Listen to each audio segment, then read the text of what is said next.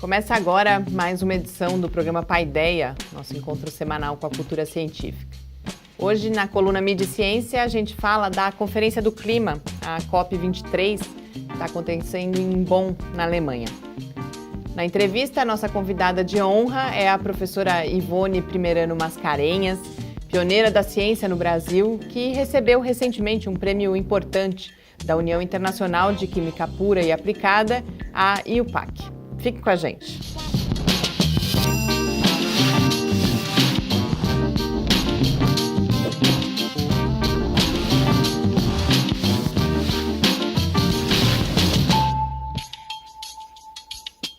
Muito boa noite, estamos de volta aqui no Paideia, esse encontro semanal com a cultura científica, uma realização do Laboratório Aberto de Interatividade da UFSCar, o LAB, e do Centro de Desenvolvimento de Materiais Funcionais, o CDMF. A Paideia vai ao ar todas as terças-feiras, às 6 horas da tarde, nas redes sociais e no site do LAB e também na Rádio UFSCar. Hoje aqui comigo está o professor Adilson. Muito boa noite, Adilson. Boa noite, Mariana. Boa noite a todos que nos assistem. Gustavo está na Tailândia, com a equipe brasileira na Olimpíada Internacional de Astronomia, mas deixou com a gente as dicas do que observar no céu da semana. Vamos conferir.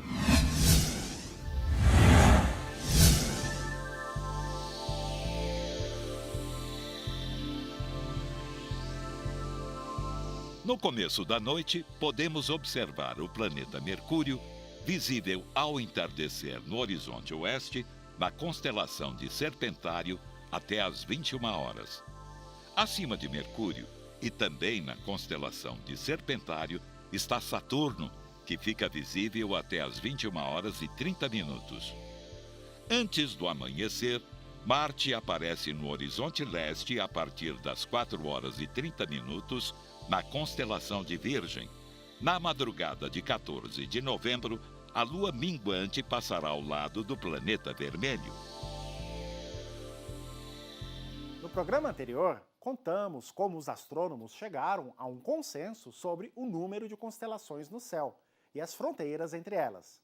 Esse episódio, ocorrido nos anos 20, foi um marco na história da cartografia celeste. Mas as constelações não são o único assunto dos mapas do céu.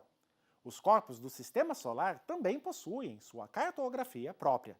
O astro com cartografia mais rica é a Lua, nosso satélite natural e vizinho mais próximo no espaço. A observação lunar é tão antiga quanto a própria humanidade, mas observá-la a olho nu não revela grandes detalhes. Olhando para a Lua sem nenhum instrumento, podemos apenas distinguir as regiões mais escuras, os chamados mares lunares, e alguns poucos detalhes das crateras mais brilhantes. Um dos melhores mapas da Lua feitos a olho nu foi elaborado pelo inglês William Gilbert, no final do século XVI. A invenção do telescópio pouco tempo depois permitiu observar nosso satélite com detalhe inédito. As observações históricas de Galileu Galilei provocaram uma verdadeira revolução no conhecimento científico e na nossa visão do universo. Com sua modesta luneta de pouco mais de 2 centímetros de abertura, Galileu esboçou os mares e crateras lunares. Observando as sombras projetadas, conseguiu estimar a altura das montanhas na Lua. Mas ao contrário do que muita gente pensa, Galileu não foi o primeiro a olhar para a Lua através de um telescópio. Essa primazia coube ao inglês Thomas Harriot, que fez um desenho da superfície lunar em 26 de julho de 1609, mais de 4 meses antes do italiano. Assim como Galileu, Harriot também observou as luas de Júpiter e as manchas solares com seu telescópio, mas seu trabalho permaneceu desconhecido por séculos, por não ter sido publicado. Nas décadas seguintes, muitos astrônomos passaram a observar com atenção a Lua e produziram os primeiros mapas detalhados do nosso satélite. No próximo programa, vamos conhecer alguns destes trabalhos. Até lá e céus limpos a todos!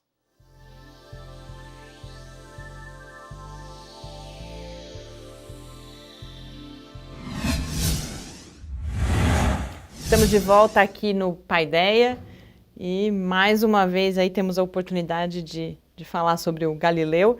Eu achei interessante essa questão da publicação do trabalho também. A gente fala tanto de publicação, mas desde aquela época que quem não publicava acabava não tendo visibilidade, né, Adilson? Exatamente. O trabalho do Galileu, ele é pioneiro, não somente por essas observações, por essa cartografia que ele fez da Lua, né?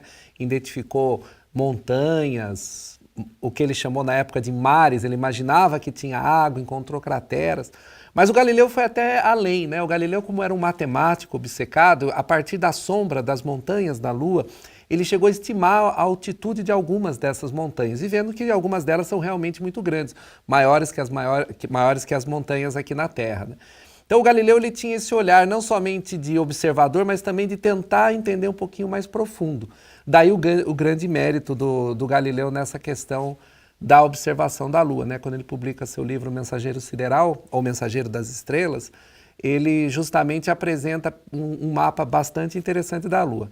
Porém, né, um outro astrônomo tinha feito esse trabalho antes, mas dançou, né? Não publicou. Mas uma outra coisa que eu estava pensando aqui enquanto você falava do Thomas Harriot é que mostra também um pouco para a gente essa questão de, a gente fala sempre de, a ciência não é um empreendimento individual, é um pouco a questão do espírito do tempo, também aquilo está latente ali porque as pessoas estão trabalhando. Eu acho que esse tipo de situação mostra um pouco isso também. Tudo bem, você tem gênio, sem dúvida nenhuma, Galileu era um grande gênio, Leonardo da Vinci, inclusive com essa diversidade de habilidades.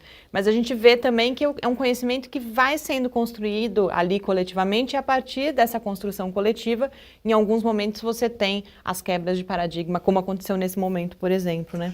Eu acho que a diferença principal aí do Galileu é que ele não somente fez esse mapa, mas ele também começou a construir um modelo para o próprio universo. Ele vai ser, a partir dessas observações, não somente da Lua, mas dos planetas que ele faz nessa época, justamente ele começa a defender de maneira muito intensa a ideia do modelo heliocêntrico, que era uma coisa que se estava em discussão naquele ponto.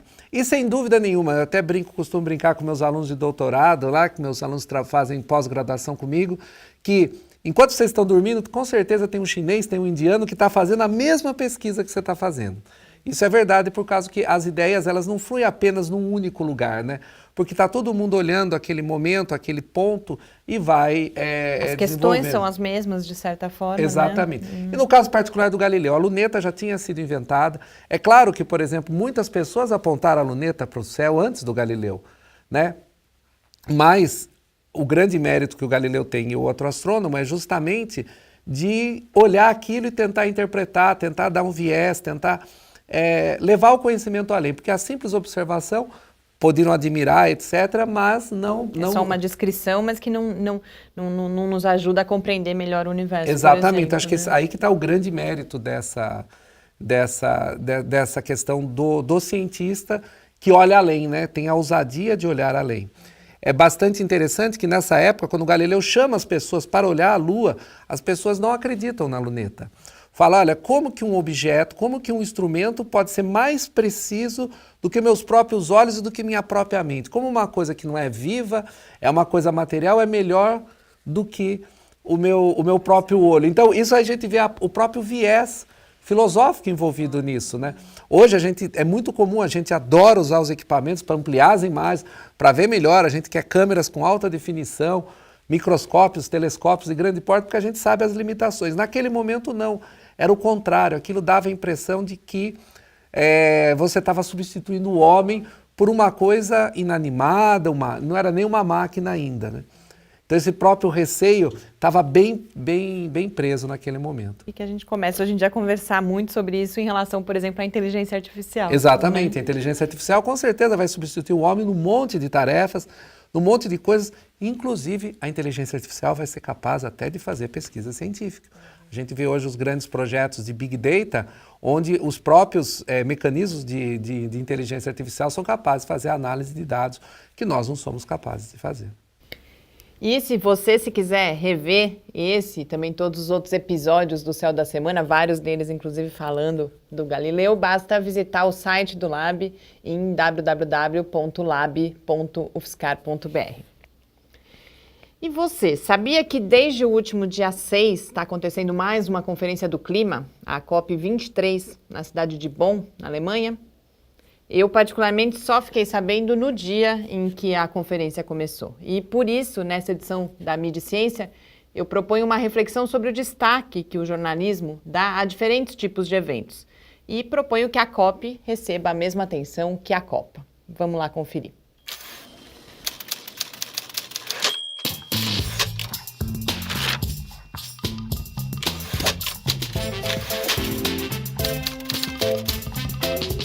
Eu começo essa nossa conversa aqui hoje registrando algo que talvez diga mais sobre mim do que sobre a mídia brasileira. Mas me marcou muito eu ficar sabendo da COP23, a Conferência do Clima, só no dia em que ela começou, na cidade de Bonn, na Alemanha, em 6 de novembro. Eu não descarto que posso ser eu a desinformada ou desatenta. Mas, embora eu tenha que confessar que as negociações sobre o clima não estão entre os meus principais interesses, por outro lado, eu entendo que eu sou uma leitora de notícias mais assídua do que a maior parte das pessoas. Mas, enfim, por que seria importante que essas notícias ou análises mais antigas sobre a conferência existissem? Bom, eu entendo que uma parte importante do combate às mudanças climáticas está na conscientização e no comprometimento da população. No caso específico das conferências e acordos globais, a pressão popular sobre os governantes é fundamental, não só para que as metas sejam cumpridas, mas também para que elas sejam, inclusive, ampliadas. Mas para que a gente esteja suficientemente informado e atento, pronto para desempenhar esse papel, não é suficiente a gente começar a prestar atenção às negociações só no dia em que elas começam e esquecê-las logo em seguida, voltando a pensar no assunto só na véspera da próxima conferência. Aí pode ser tarde demais. Quando a gente tem grandes eventos esportivos ou festas como o Oscar, a mídia começa a preparar a gente muito antes. E quando chega o dia D, todo mundo é especialista na escalação dos times de futebol, em detalhes da produção cinematográfica e, nos casos mais extremos, até mesmo no antes desconhecido curling. Eu desejo para as futuras conferências do clima, que vão passar por um momento importante no ano que vem, que elas recebam os mesmos holofotes desses eventos, para que a gente possa ter um pouco mais de esperança e, principalmente, o sentimento de responsabilidade. Enquanto isso, eu recomendo que vocês acompanhem atentamente o noticiário nos próximos dias, quando a gente ainda deve ter várias oportunidades de se informar sobre o andamento das pesquisas e das ações de combate às mudanças climáticas. As dicas de leitura estão lá no site do Lab. Na semana que passou, também foram publicados 2 estudos sobre consumo de mídia que, em certa medida, estão relacionados à discussão que eu propus aqui hoje. Um deles, feito pelo Instituto Reuters, junto com a Universidade de Oxford, enfatiza a questão da confiança, ou melhor, da perda de confiança na mídia em tempos de fake news. Em sua análise, a editora Melissa Bell aponta que os veículos de mídia deixaram de ser caçadores da verdade para serem detentores, donos da verdade, impondo sobre o público a sua avaliação sobre o que é importante saber. Para mudar essa situação, para a mídia voltar a ser confiável, Melissa Bell sugere que os veículos tentem responder a seguinte pergunta: como podemos ajudar o público a buscar conhecimento, em vez de simplesmente publicarmos informações? Talvez um caminho seja apoiar melhor os leitores, ouvintes, os espectadores na reflexão sobre questões que são essenciais à sua existência, como são as questões climáticas. Boas leituras, um bom feriado e uma ótima semana.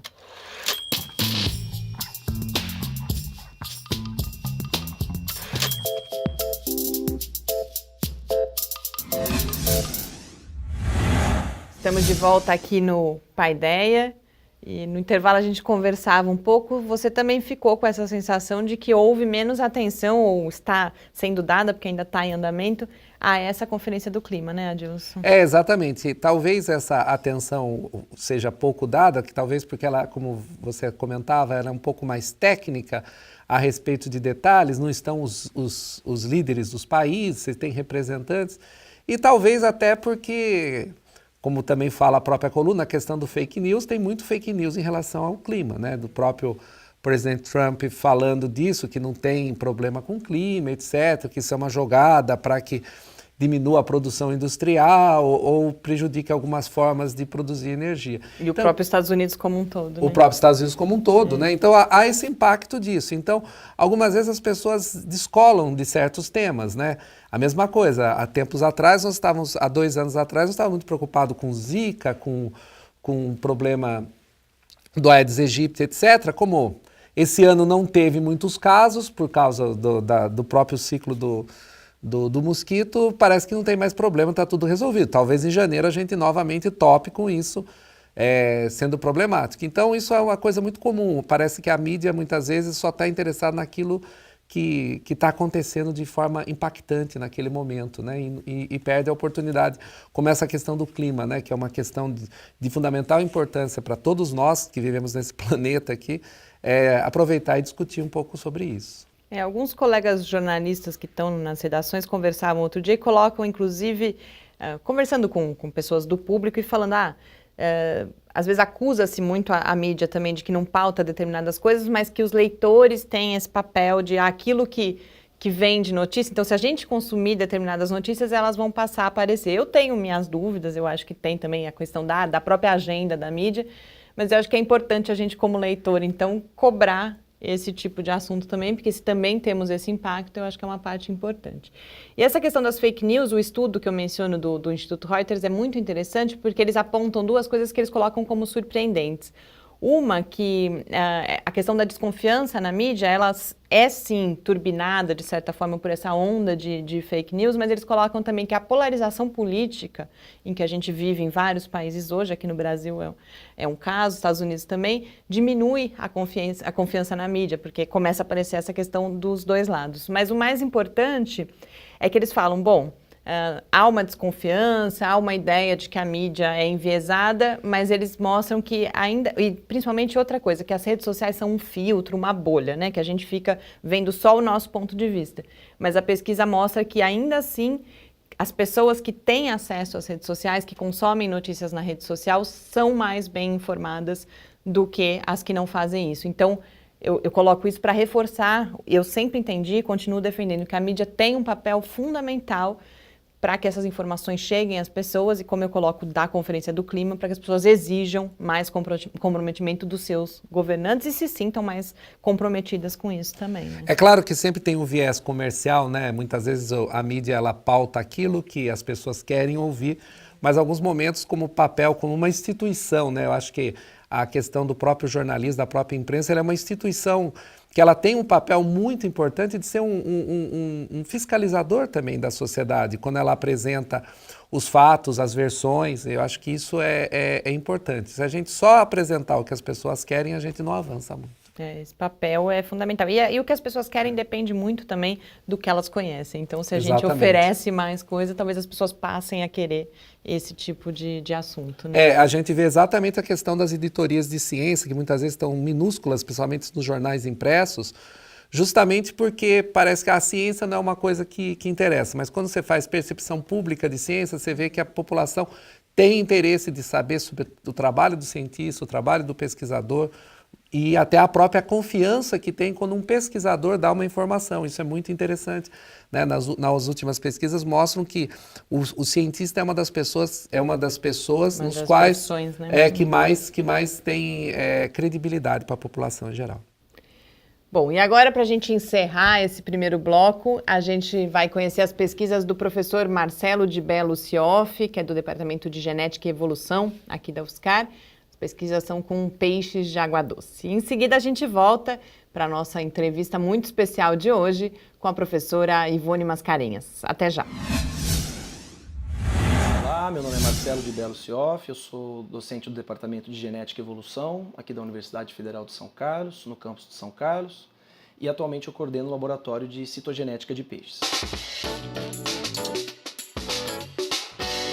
O nosso laboratório ele é um dos mais antigos na nossa área de pesquisa no Brasil, tendo iniciado as suas atividades na década de 70, e atualmente ele é formado por alunos de iniciação científica, de mestrado, de doutorado, pós-doutorado e pesquisadores estrangeiros. E o nosso foco de pesquisa são os peixes de água doce. E há uma série de razões que fazem desse grupo um modelo interessante para estudos genéticos e evolutivos. Bom, primeiro, eles apresentam o maior número de espécies entre os vertebrados, com mais de 30 mil espécies descritas. E o Brasil, como sendo um dos países com maior rede hidrográfica do mundo, também apresenta o maior número de espécies, muitas delas endêmica e com grande interesse aquarista e no mercado de aquicultura também. O segundo ponto refere-se à grande variabilidade e plasticidade que o genoma dos peixes apresenta, ou seja, as características genéticas que essas espécies possuem. Dado o grande número de espécies e a necessidade delas se adaptarem aos diferentes ambientes que elas ocupam, existem inúmeras adaptações morfológicas, fisiológicas e ecológicas, e os aspectos genéticos servem como base para todas essas variações. E, por fim, os peixes eles estão confinados aos rios e lagos que são de ocorrência, ou seja, eles têm uma capacidade de dispersão muito limitada. Portanto, a evolução de muitos grupos está intimamente associada à evolução geológica da Terra. Os nossos estudos eles têm se focado num aspecto particular do genoma, que são os cromossomos. Os cromossomos eles representam o estágio de compactação do DNA, estão presentes em todas as células e são visualizáveis durante a divisão celular. Cada espécie apresenta uma característica cromossômica particular. Portanto, a identificação de possíveis semelhanças ou variações nessas estruturas podem indicar, de fato, relações evolutivas entre espécies ou entre grupos de espécies. Nós temos linhas de pesquisa atualmente que focam em aspectos estruturais dos cromossomos, com relação, por exemplo, à diferenciação e evolução de cromossomos sexuais ou identificação de rearranjos cromossômicos associados a eventos de especiação. No caso dos cromossomos sexuais, por exemplo, diferente dos mamíferos que possuem praticamente todas as suas espécies com o sistema XXXY de cromossomos sexuais, os peixes apresentam todos os tipos existentes, em diversos estágios distintos de diferenciação, sendo, portanto, a análise dessas estruturas nos peixes um excelente parâmetro para se poder analisar os graus de diferenciação e os processos evolutivos associados com a evolução desses elementos do genoma. Uma outra linha de pesquisa se dá na área da citotaxonomia, que é um auxílio que a citogenética presta à taxonomia, que é a ciência responsável pela identificação e classificação das espécies. Muitas espécies elas apresentam uma morfologia muito similar, sendo consideradas espécies crípticas. Mas, na verdade, a análise genética e cromossômica pode identificar que, na verdade, estamos tratando de espécies distintas. Um exemplo clássico disso é com a espécie popularmente conhecida como traíra, Ophias malabaricus, que tem uma ampla ocorrência na América do Sul. Ao longo dos últimos anos, nós temos feito inúmeras amostragens em toda essa área de ocorrência e a alta variabilidade genética e cromossômica observada permite a identificação de pelo menos 7 novas espécies que devem estar presentes nesse complexo de espécies. Por fim, mais recentemente temos desenvolvido uma linha de pesquisa na área de biogeografia de peixes primitivos. Alguns grupos de peixes têm uma origem muito antiga, cerca de 220 milhões de anos, em uma época onde todos os continentes ainda se mantinham unidos numa grande massa continental. E a separação dessa massa continental ao longo dos anos foi responsável pela grande diversificação de hábitats que essas espécies ocupam atualmente e também nos processos de especiação que levaram à origem desses organismos.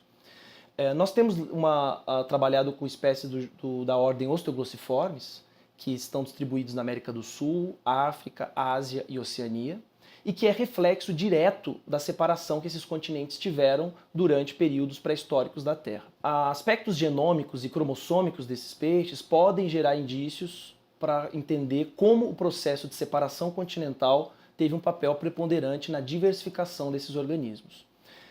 Um exemplo clássico dessas espécies que acontece no Brasil, popularmente conhecido como os pirarucus ou Araipamas gigas, além de um grande interesse econômico, porque serve de alimento para muitas regiões, também representa um dos peixes de água doce com maior tamanho no planeta, com espécimes chegando até 4 metros de comprimento. Um outro exemplo também de grande importância desse grupo se dá com os aruanãs. Existem espécies no Brasil, 2 delas, mas as espécies asiáticas representam um dos peixes com maior valor de mercado no comércio aquarista, dado a beleza exuberante que esses grupos apresentam. Eu espero que tenha sido possível ter uma visão das nossas linhas de pesquisa aqui desenvolvidas e para maiores informações vocês podem acessar o nosso website www.lcp.ufscar.br para maiores informações e oportunidades. Muito obrigado.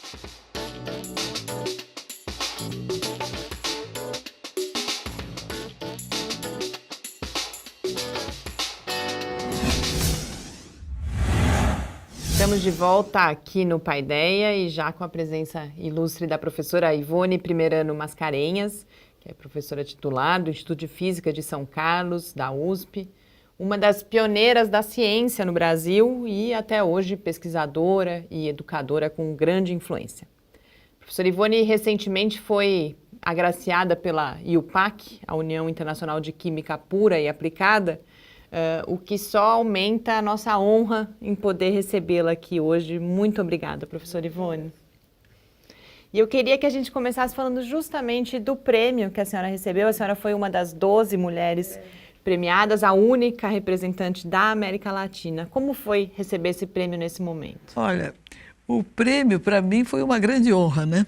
E eu fiquei muito feliz porque os meus colegas de Química, da Sociedade Brasileira de Química, que me indicaram, inclusive o presidente e outros membros da Sociedade Brasileira de Química. É uma característica interessante até da minha carreira, que eu estou trabalhando há muitos anos no Instituto de Física, mas a minha atividade é muito interdisciplinar e muito ligada à química. Então, de uma certa maneira, os químicos têm sido meus patrocinadores. Por exemplo, eu sou membro da Academia Brasileira de Ciências na seção de Química e fico muito feliz com isso, né? Na realidade, a cristalografia é uma ciência que é muito aplicada. Existem alguns problemas que têm que ser resolvidos, tecnológicos em geral. Depois eu posso falar sobre isso. Mas eu não trato dos problemas fundamentais da física. Então, os físicos, naturalmente, se empolgam mais, né, com esses grandes problemas que muitos ainda estão em aberto. E eu acho que eles me aceitam também, mas não é com aquele entusiasmo dos químicos que ficam muito felizes quando veem o resultado cristalográfico dos seus compostos que sintetizaram ou que extraíram dos produtos vegetais ou animais. Então, foi para mim uma grande satisfação, um reconhecimento muito que me orgulhou muito, e na própria sessão eu achei muito interessante os aplausos vigorosos, assim, que eu me senti como se eu fosse uma grande estrela mesmo, né? Que isso daí é uma questão quase que de afetividade, que todas essas pessoas sempre me trataram muitíssimo bem, e a Sociedade Brasileira de Química eu sempre fui sócia e sempre foi um lugar em que eu me senti muito à vontade.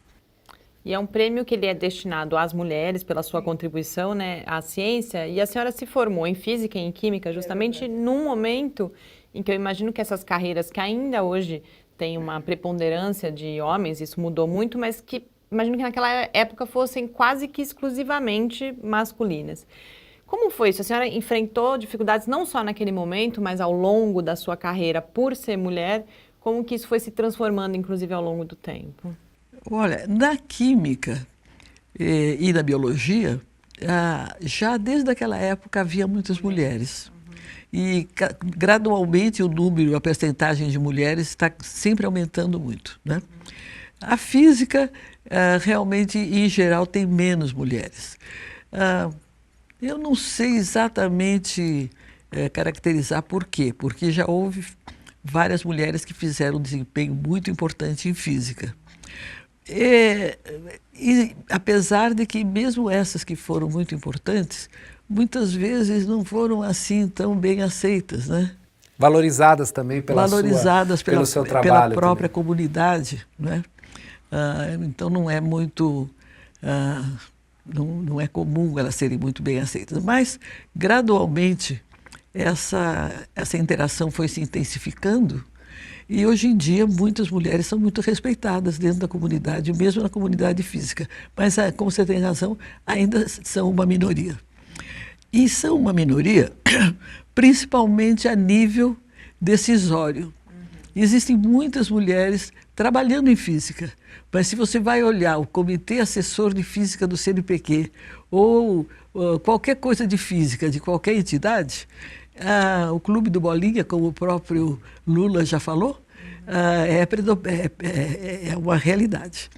Então, talvez porque, como todas essas áreas são muito dominadas por homens, existe um sistema que prevalece em muitos países até, em que se você faz parte de um conselho, você indica os seus substitutos, praticamente. E os homens se dão mais com os homens. Eu acho que é uma coisa natural, né? E mesmo na vida comum, é muito comum os homens se juntarem para ir assistir futebol ou ir para tomar cerveja num bar. Dificilmente eles convidam uma mulher para participar desse clube, né? Então isso se estende para as influências. Então acho que raramente uma mulher é lembrada dentro da área de física. Mas na área de química já existem muitas mulheres ocupando essas posições de destaque. Então, há diferença então, entre essas duas áreas. Então essa coisa está mesmo bem, ainda carente das mulheres assumirem mais liderança dentro da área de física. Mas gradualmente eu acho que isso está acontecendo. A senhora, quando veio para São Carlos há 60 anos atrás, né, 61 anos já aqui em São Carlos, né, a senhora já veio para cá e começou essa área de cristalografia, né, de uma forma assim, naquele momento, com bastante falta de recursos, uma maneira pouco precária, e depois tudo isso se transformou numa escola, né? Eu acho que o importante, né, é o legado que as pessoas deixam, né? Se a senhora pudesse comentar um pouquinho desse início, que muitas vezes as pessoas falam das dificuldades de começar a pesquisa, mas há tempos atrás, 60 anos atrás, era muito mais difícil do que os dias de hoje. De fato. Mas era difícil para todos, né? Tanto é que no Rio de Janeiro, eu sou paulista, mas passei a minha adolescência e juventude no Rio. Casei no Rio com um carioca, aliás. Então, naquele tempo, as próprias pesquisas experimentais que se faziam no Brasil eram relativamente modestas em termos de instrumentação, né? O professor Costa Ribeiro, com quem nós trabalhávamos, e o professor Grosso, com quem nós trabalhávamos também, eles trabalhavam em propriedades elétricas, de dielétricos, de isolantes. E isso daí exige medidas muito cuidadosas, mas que não exigiam, naquele tempo, grandes equipamentos. Era mais uma questão de você fazer as medidas com muito critério, né? Levando em conta todos os fatores que interferiam e tal. Tanto é que quando nós viemos para São Carlos, o professor Costa Ribeiro doou para nós um eletrômetro Wolf, que é talvez o eletrômetro mais simples que existe, né? Mas que, se bem trabalhado, pode permitir fazer medidas de surgimento de cargas elétricas bem pequenas, com uma série de cuidados. Mas, quando a gente chegou aqui, então o Sérgio já trazia essa... E eu também já tinha trabalhado com o Costa Ribeiro. Bom, a diferença principal que aconteceu quando nós chegamos aqui foi que nos encontramos no laboratório, que não tinha nada, tinha um gerador de raio-x médico. Então, esse gerador de raio-x médico não servia para nós, era só para radiologia. Ou o físico que veio antes queria fazer ação de radiação em, provavelmente, insetos ou animais muito pequenos. E por isso que ele adquiriu esse equipamento. Mas o Sérgio conseguiu, conversando com a Philips, com o pessoal da Philips, trocar esse gerador por um gerador próprio para difração de raio-x. Por que nós precisávamos disso? Porque, tendo começado a trabalhar aqui em São Carlos com, em vez de dielétricos policristalinos, com dielétricos monocristalinos, era muito importante orientar os cristais. Então, como teve essa possibilidade de ter o difratômetro, eu comecei a me interessar mais por essa área. E o Sérgio mais nas medidas físicas, e eu mais na caracterização dos cristais. E aí aquilo foi me apaixonando, né? Aliás, eu já gostava da área desde o Rio, que tive um bom curso de cristalografia lá, né? Não saiu do nada. Saiu de um bom professor que deu um curso brilhante, tinha acabado de voltar dos Estados Unidos, de um doutoramento no MIT. Então ele veio com muito entusiasmo e aquelas primeiras turmas com que ele trabalhou, saiu algumas pessoas que se interessavam pela área. Então eu posso dizer isso, que no Brasil, naquela época, a pesquisa importante era toda voltada para a física nuclear. O que é uma coisa muito razoável, porque tinha havido a bomba atômica, por exemplo, o César Lattes já estava começando a trabalhar também nessas coisas, os físicos que existiam no Rio e em São Paulo também. O CBPE foi criado para isso? Foi também? criado para isso. Né? Então, eles eram, e tinha os teóricos, porque a teoria sempre pode se desenvolver, sem precisar das grandes máquinas. Então, praticamente nunca houve nenhuma grande máquina para física nuclear no Brasil. Houve algumas tentativas frustradas. A única primeira grande máquina que existiu no Brasil foi o síncrotron, que está no laboratório do CNPq, né, no Laboratório Nacional, e que, a rigor, ele não é mais para física nuclear. É um equipamento que gera radiação. Né? Então, a radiação eletromagnética. Então, esse equipamento pode ser usado numa vasta gama de comprimentos de onda, inclusive na área de raio-x, da comprimento de onda de raio-x. E com isso, então, eu me enveredei nessa direção. E eu gosto muito também da área da docência, me dediquei muito à docência lá na ESC, né? Que é a instituição para a qual nós viemos inicialmente. E dividi minha vida entre a cristalografia e docência dentro do Instituto.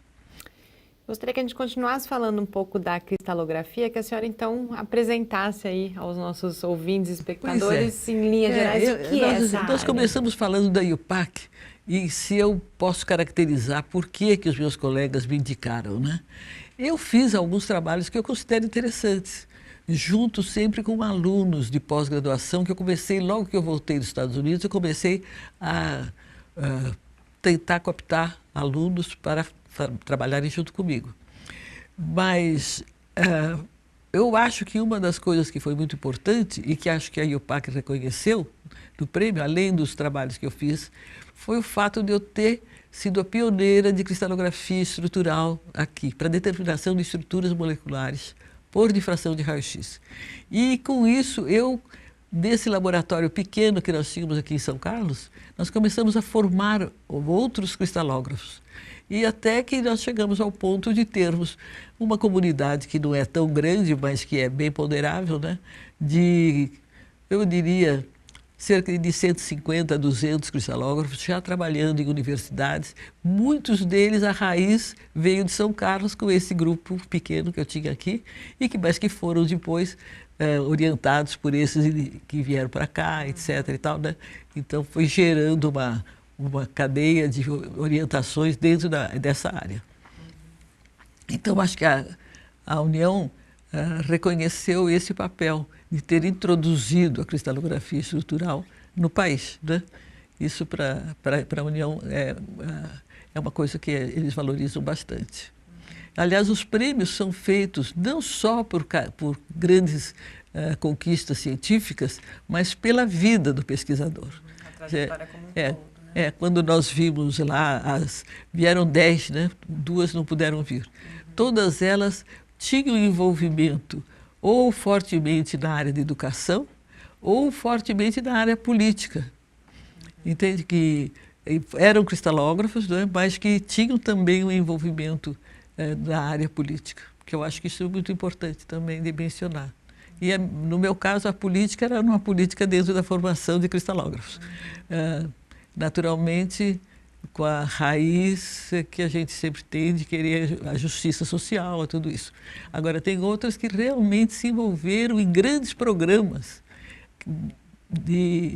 para estabelecer a paz, principalmente no Oriente Médio, por exemplo. A representante de Israel é uma mulher muito ativa, voltada para o problema da situação terrível que existe até agora lá no Oriente Médio, entre palestinos e judeus.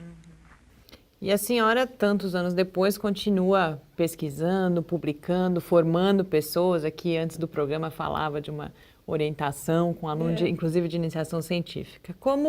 Que lugar todas essas atividades ocupam na vida da senhora? E como a senhora se sente? A senhora falou agora cerca de 200 cristalógrafos aí, formando já outras pessoas, inclusive, em várias instituições brasileiras. Como que a senhora sente isso e que lugar que essa produção de conhecimento ocupa? Eu acho que essa é uma coisa que me gratifica muito. eu ter encontrado pessoas com interesse científico forte e que se voltaram para essa área, que é uma área muito útil, muito importante para o país. Tanto é que, se você pensar que os síncrotrons são construídos principalmente para quê? Quando você vai ver, os químicos querem saber a estrutura molecular. No fim, acaba afunilando para técnicas ou espectroscópicas ou de difração de raio-x, né? E é tão importante saber bem uma estrutura molecular, toda a configuração da molécula, átomo por átomo, para entender como ela atua, né? Então, isso é importante para todas as áreas. Áreas biológicas, a área de química orgânica, a área de química inorgânica, complexos, a área de polímeros em geral. Envolve praticamente todas as áreas, e essas áreas têm as consequências dos produtos que elas podem melhorar na indústria farmacêutica, na indústria têxtil, todas as indústrias. Então, os cristalógrafos muitas vezes estão trabalhando em coisas que você olha, mas isso é cristalografia? Estão trabalhando no material que eles querem melhorar alguma propriedade. Por exemplo, existe da Federal aqui, né, um grupo muito forte que se dedica a cerâmicas. Eles precisam muita informação cristalográfica dentro das cerâmicas. Existe um outro grupo que eu até participei mais ativamente, de ferroelétricos, com o professor Eiras. Eles precisam muito saber, quando eles modificam o material ferroelétrico, o que aconteceu de fato, estruturalmente. E isso daí, durante um certo tempo, foi a minha parte de colaboração no projeto temático, que eles acho que até mantêm ainda um projeto temático. Então, eu acho que é incrivelmente importante, né? Eu recebi esta semana pessoas de uma indústria farmacêutica que estavam querendo, aliás, querendo entender melhor um fármaco, se ele tem transições de fase, se ele tem polimorfo, se não tem, e isso para poder produzir ou gerar um fármaco que seja confiável, que tenha, enfim, que tenha suas propriedades bem garantidas, né? Que não sofra deterioração com o tempo, que não estrague, ou pelo menos se estragar, quanto tempo de validade ele terá, né? A senhora falava da questão desse trabalho interdisciplinar, né? Principalmente a sua formação, né? Que envolve química e física, trabalha junto. Muitas vezes, né, a gente tem colegas nossos que têm dificuldade de ver que quão importante é essa colaboração e quanto ela pode ser gratificante, inclusive para a formação dos estudantes, né? Eles poderem viver o melhor dos dois mundos, né? E aproveitar nisso, né? Então, se a senhora pudesse comentar um pouco, imaginando todas essas pessoas que foram formadas ao longo do tempo, muitos deles são físicos, outros são químicos, etc. Tal. O quantos, a senhora falou assim, algo em torno de 100 e poucos cristalógrafos que mais ou menos passaram aqui por São Carlos? Não, numa segunda geração de formação, isso, né? Eu não lidei com 150, não, eu lidei talvez uns 20. Isso. Mas cada 20 teve seus estudantes, e assim foi. Então, e tem essa, ou seja, mas tem esse ponto inicial com a senhora, né? Então, se a gente imaginar o alcance que tem esse trabalho e o quão importante foi, talvez, naquele momento, vir aqui para São Carlos, uma cidade que não tinha grandes recursos, né? Totalmente diferente do que são nos dias de hoje, e começar com uma pesquisa fundamental, bem básica, e quantos desdobramentos ela tem ao longo do tempo? Eu acho que a vida, ela às vezes tem uns acasos que são incríveis, né? Por exemplo, o fato de nós termos encontrado em São Carlos um aparelho de raio-x que não nos servia, mas que pudemos trocar por outro sem custo, né? Inclusive, até uma coisa muito engraçada, que eu sempre conto, que um tubo de raio-x tem um anodo que é bombardeado por elétrons. E então, ele esquenta. Se você não tiver um sistema de refrigeração que vá refrigerar esse anodo, ele estraga na mesma hora. Ligou, já vai queimar. Então, o que aconteceu? Nos deram o gerador sem o cooler, sem o sistema de refrigeração. Então, como é que nós resolvemos o problema? Compramos um tambor desses de óleo que deve ter uns, sei lá, 200 litros, coisa assim, e pusemos uma bomba que essa bomba com os caninhos, né, entrava lá no tubo de raio-x, refrigerava. Mas refrigerava como? Nós íamos na fábrica de gelo, comprávamos umas 4, 5 pedras e jogávamos ali dentro daquela água, no banho, né? Conforme a gente via que o gelo ia derretendo e tal, alguém pegava o carro e ia correndo lá na fábrica de gelo e trazia mais gelo. E funcionou. Fizemos coisas assim interessantes naquele início, né? Com uma coisa tão primitiva. Não tínhamos câmaras. Tinha uma pequena oficina, então as câmaras mais simples que pode existir é uma câmara de Laue, que aliás o von Laue foi que fez a primeira experiência de difração de raio-x.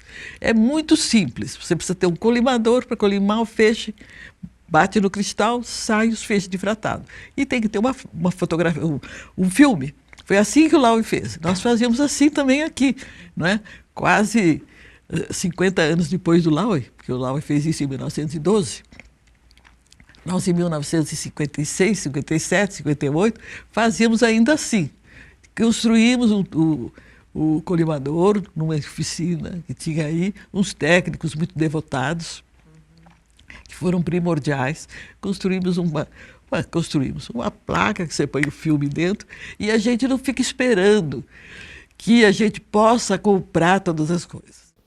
Professora Ivone, justamente a senhora coloca esse momento inicial em que, inclusive, a falta de recursos, como falava o professor Adilson, precisou ser combatida, improvisada com criatividade. A gente vive agora um momento muito diferente, claro, da ciência brasileira, mas que os recursos estão ficando cada vez mais escassos, começa-se a falar de problemas que a gente deve demorar muitos anos, inclusive, para superar, se concretizar todos esses cortes, se continuarem, né, esses cortes que já estão acontecendo.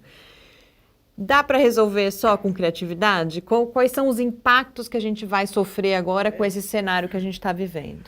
Bom, eu acredito que a criatividade é sempre muito importante, né?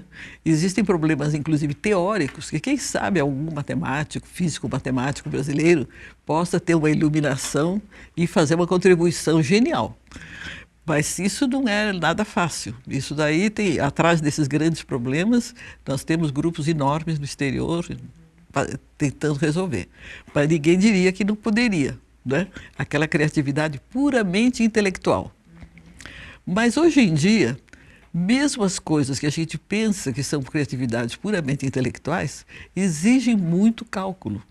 Então, vai esbarrar um pouco na barreira da computação. Se a pessoa tiver bons contatos do exterior, ela se libera da necessidade de ter os recursos brasileiros, porque ela se incorpora num grupo lá no exterior. E ele passa a trabalhar em conjunto, às vezes com 40, 50 cientistas. Então, esse tipo de coisa pode acontecer. E está acontecendo, de fato. Nós temos muitos cientistas brasileiros que trabalham no Brasil, mas vão frequentemente a grandes laboratórios no exterior e grandes centros onde eles podem desenvolver as suas ideias em colaboração com os cientistas do exterior. Mas se você quer fazer a pesquisa no Brasil, o Estado de São Paulo, eu diria que, como sempre, é uma bolha dentro da realidade brasileira. E isso daí tem provocado resultados muito bons para pesquisadores de fora do Estado de São Paulo, que às vezes vêm para cá fazer mestrado, doutorado, voltam para os seus estados. Alguns nem voltam, mas muitos voltam. E aí é que a coisa esbarra, né? Se você não tem mesmo nenhum financiamento, porque você pode ter pouco financiamento, mas que você saiba que você tem. Aquilo vai ser aquele orçamento vai ser cumprido, que é o que acontece com a FAPESP. E embora ela tenha sofrido cortes também, cortes, aliás, muitas vezes decorrentes do próprio decréscimo do ICMS, porque é um percentual do ICMS.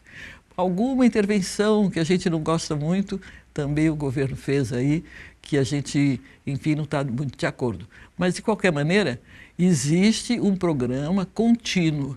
E se a FAPESP tiver gente boa que vá planejar, selecionar as áreas que devem ser apoiadas com muita realidade, eu acho que dentro do Estado de São Paulo, como estou dizendo, é uma bolha que nós podemos ter. Mas no resto do país está um estado lamentável. Isso não vem de hoje, vem se acumulando por vários anos.